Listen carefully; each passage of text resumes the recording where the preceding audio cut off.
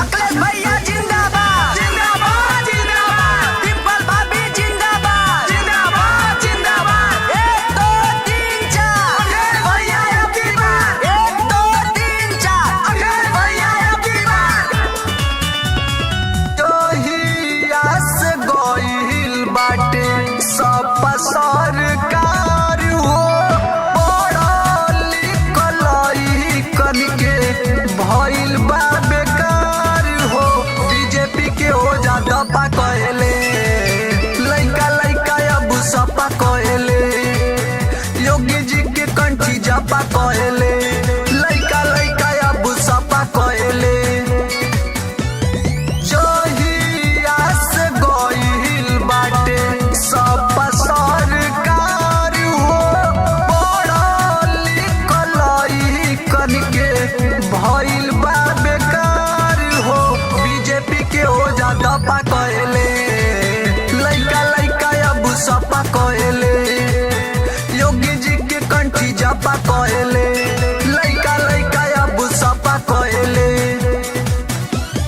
समाजवादी पार्टी जिंदाबाद जिंदाबाद, समाजवादी पार्टी जिंदाबाद जिंदाबाद। मारा मोहरिया तान के साइकिल के निशान पे, मारा मोहरिया तान के साइकिल के निशान पे। 1 2 3 4 अखिलेश भैया अब की बार। केतनो लड़ाई लड़ी अब की बीजेपी, तबो ना वोटऊ हो पाई हो। अखिलेश भैया ये जैया ये बहूजी, घरे घरे नौकरी हो जाई हो, घरे घरे नौकरी हो जाई हो। केतनो लड़ाई लड़ी अब की बीजेपी, तबो ना वोटऊ हो पाई हो। अखिलेश भैया ये जैया ये बहूजी, घरे घरे नौकरी हो जाई हो। सब के जवान पे बाड़े भैया अखिलेश हो, 22 में पार्टी जाई सब कर कलेश हो।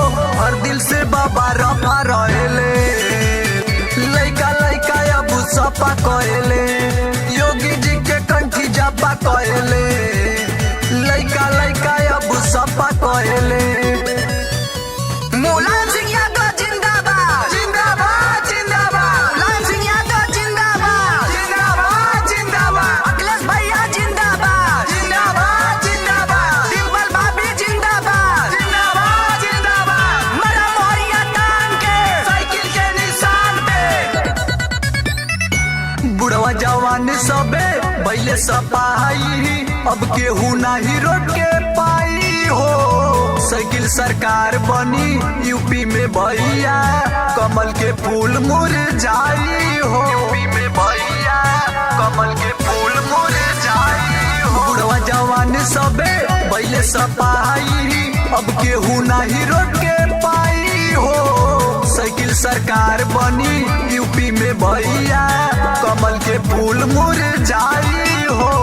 इंदल संतलाल चंदी भइले सपाई, भैया अखिलेश के झंडा अब की लहराई। बीजेपी के हो ज्यादा पा कहले, लइका लइका अब सपा कहले, योगी जी के कंठी जपा कहले, लइका लइका अब सपा कहले।